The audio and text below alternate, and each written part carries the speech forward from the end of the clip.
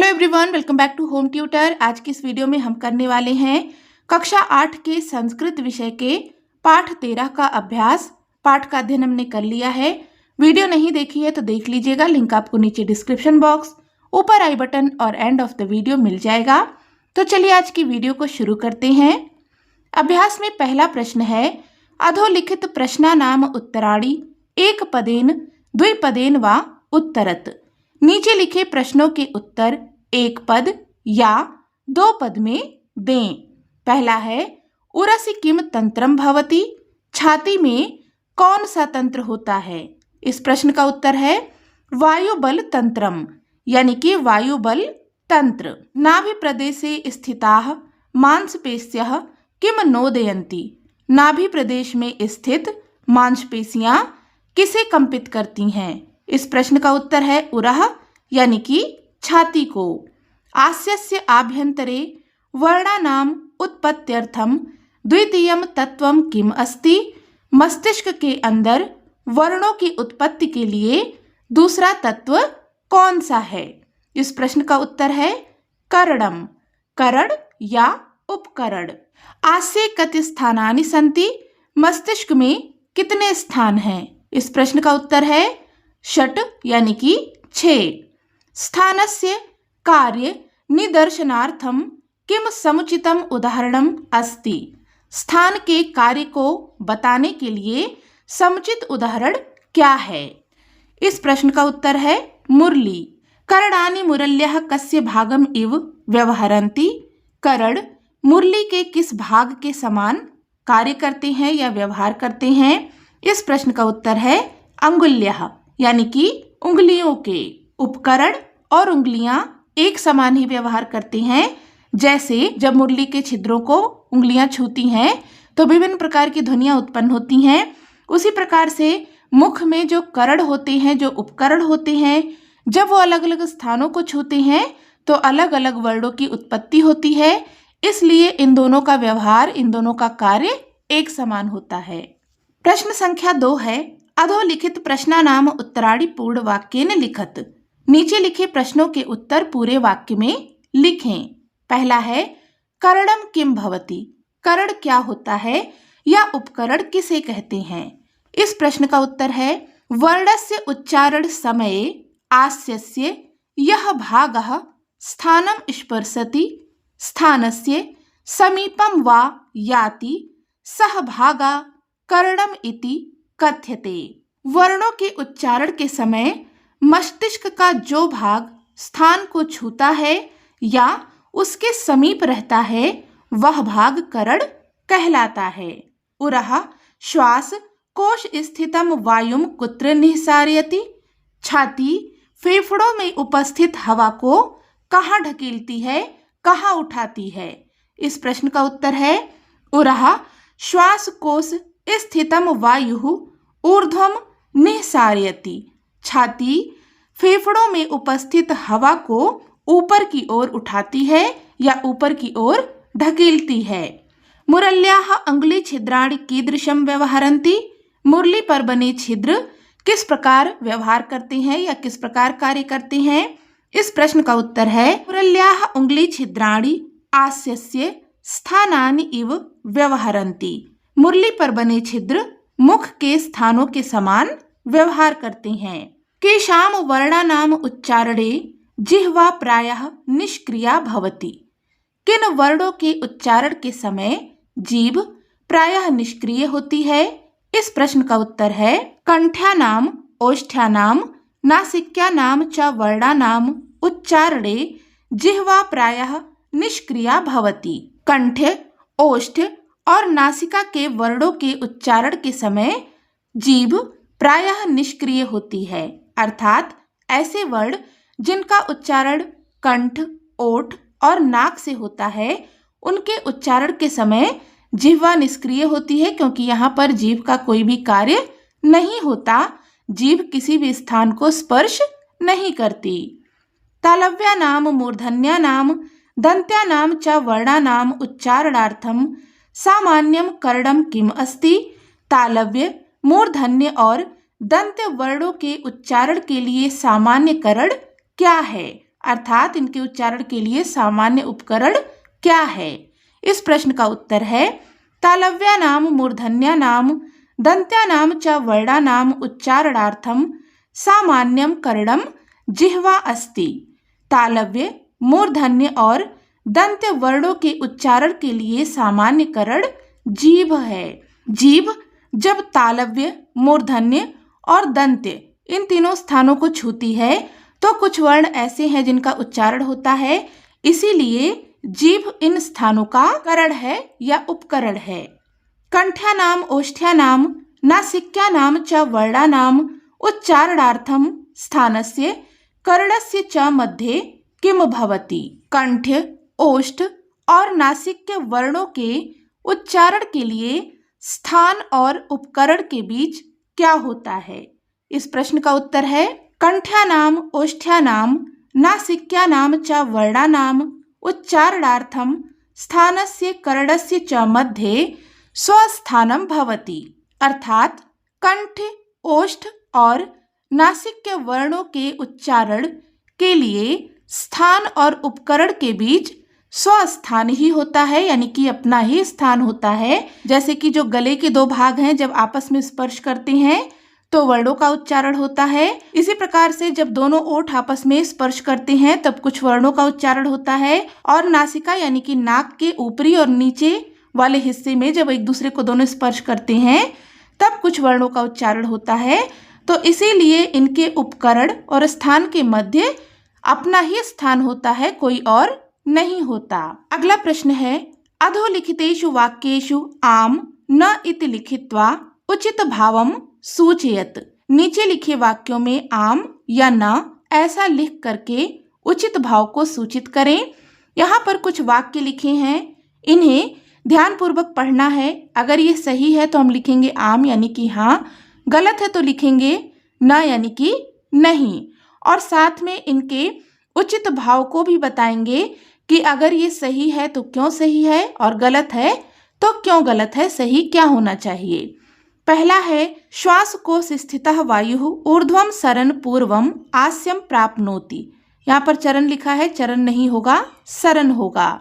फेफड़ों में स्थित वायु ऊपर सरकती हुई पहले मुख में जाती है। यह वाक्य गलत है, यहाँ पर हम लिखेंगे ना। इसका उचित भाव होगा श्वास कोश स्थितः वायु ऊर्ध्वम सरन पूर्वम कंठबिलम प्राप्नोति। फेफड़ों में स्थित हवा ऊपर सरकती हुई पहले कंठबिल में जाती है, ये इसका उचित भाव होगा।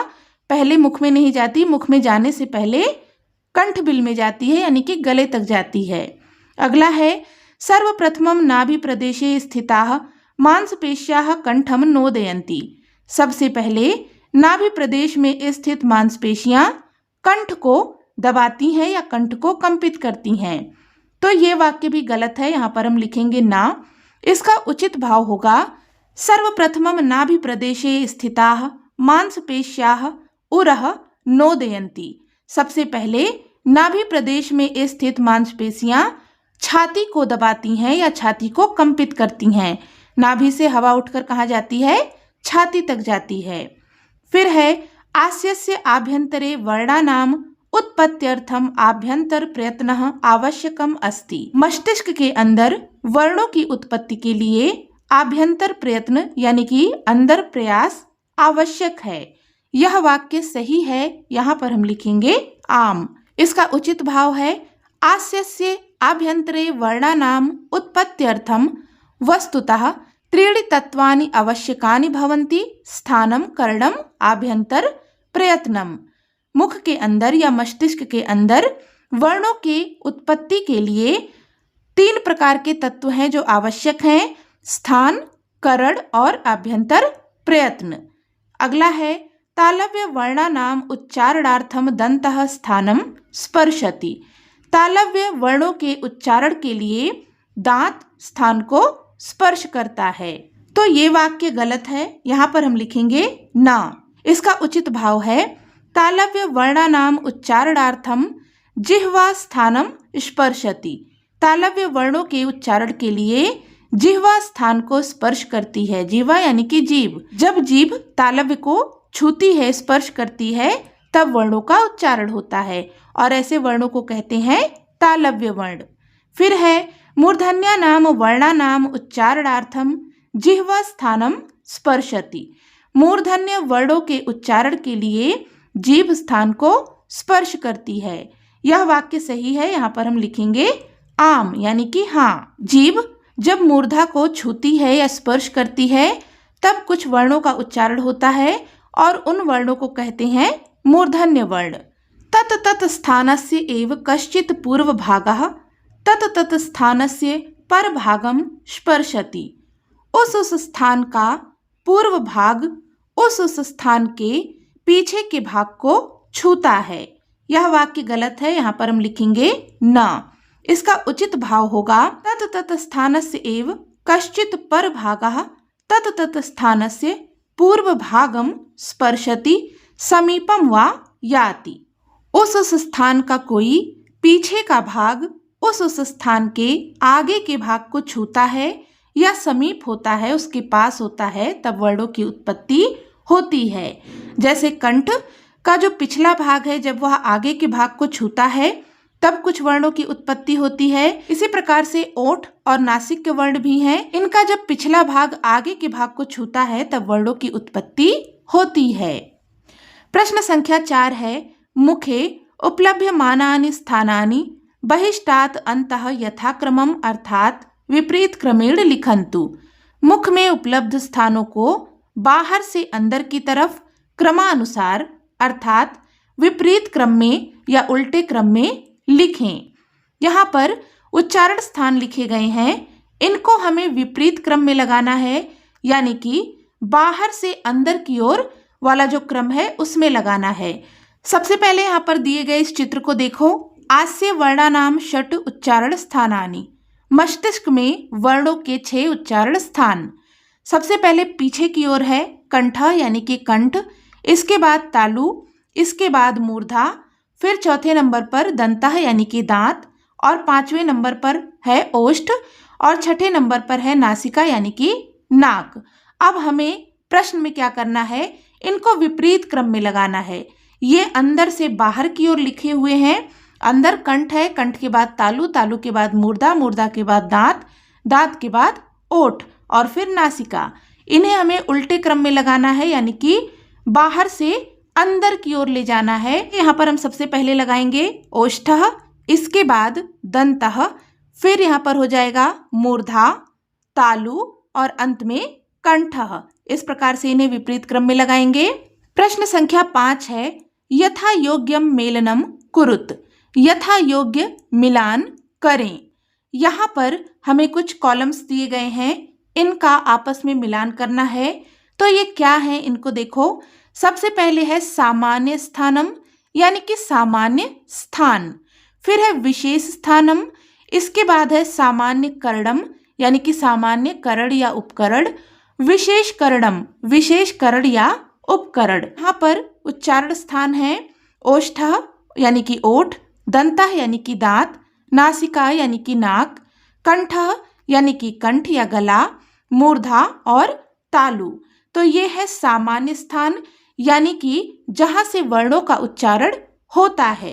इनको हम मिलाएंगे इनके विशेष स्थान के साथ में, इसके बाद इनके सामान्यकरण और विशेषकरण के साथ में। यहाँ पर सबसे पहला उच्चारण स्थान दिया गया है ओष्ठः यानी कि ओठ। ये सामान्य उच्चारण स्थान है। इसका विशेष उच्चारण स्थान होगा उत्तरोष्ठः यानी कि ऊपर के होंठ। होंठ के 2 भाग होते हैं, ऊपर का और नीचे का होंठ। तो सामान्य स्थान होंठ हो गया और इसका विशेष स्थान हो गया उत्तरोष्ठः। तो इनको हम आपस में इस प्रकार से मिला देंगे। इसके बाद इसका सामान्यकरण है स्वस्थानम करणम यानी कि इसका कोई दूसरा करण या उपकरण नहीं होता। ओठ अपने स्वयं के करण होते हैं, इनका स्थान स्वयं का करण होता है या उपकरण होता है। तो इसको हम मिला देंगे इसके साथ में।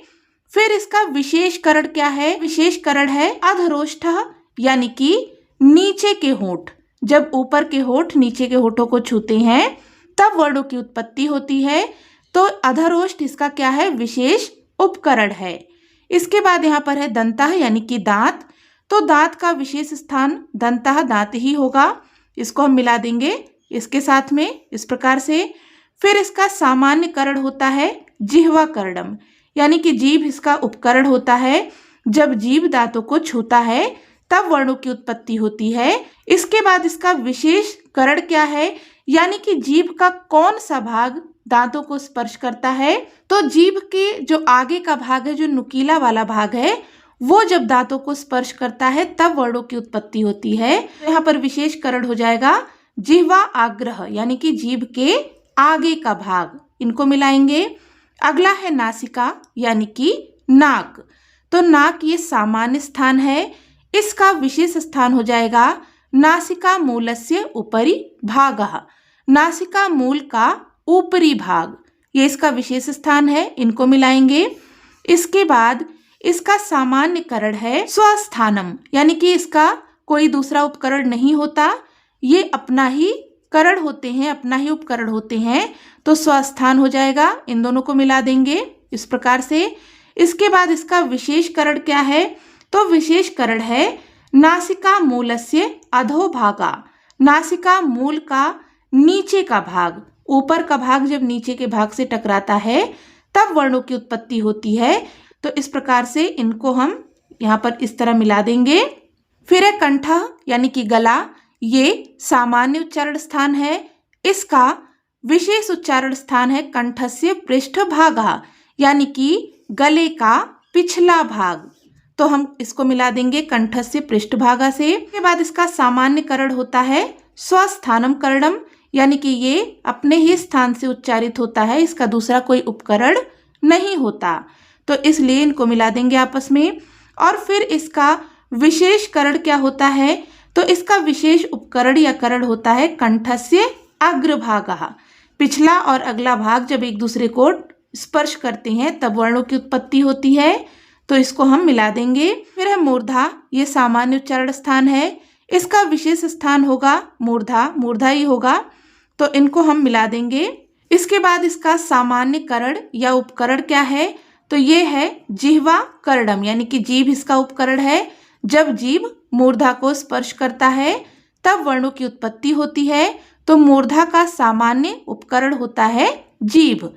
जीभ का कौन सा भाग मूर्धा को स्पर्श करता है, तो यहाँ पर हो जाएगा जिह्वा पाग्रह, यानी कि जिह्वा के आगे का भाग, आगे से थोड़ा सा पीछे, हल्का सा पीछे का जो भाग होता है, वह जब इसको स्पर्श करता है तब वर्णों की उत्पत्ति होती है, तो इसको हम यहाँ पर इस प्रकार से मिला देंगे। फिर है तालु, तालु ये सामान्य उच्चारण स्थान है, इसका विशेष उच्चारण स्थान भी तालु होगा, इन दोनों को मिला देंगे। फिर सामान्य करण इसका क्या होता है, जिह्वा करडम, यानी कि जिह्वा इसका उपकरण है, जब जिह्वा तालु को स्पर्श करती है तब वर्णों का उच्चारण होता है, तो इसको हम यहाँ पर मिलाएंगे। इसके बाद इसका विशेष उपकरण क्या है, यानी कि जिह्वा का कौन सा भाग है जो तालु को स्पर्श करता है, तो यहाँ पर होगा जिह्वा मध्य, यानी कि जीभ के बीच का भाग जब तालु को स्पर्श करता है तब वर्णों की उत्पत्ति होती है, तो इसे हम मिला देंगे। तो यहाँ पर हमने इस पाठ का अभ्यास पूरा कर लिया है। पाठ से संबंधित कोई भी डाउट हो तो आप कमेंट करके पूछ सकते हैं। वीडियो हेल्पफुल लगी हो तो प्लीज इसे लाइक करें, दोस्तों के साथ में शेयर करें, हाइप करें, और चैनल पर नए हैं तो सब्सक्राइब भी कर लें। मिलते हैं नेक्स्ट वीडियो में, तब तक के लिए take care and bye bye.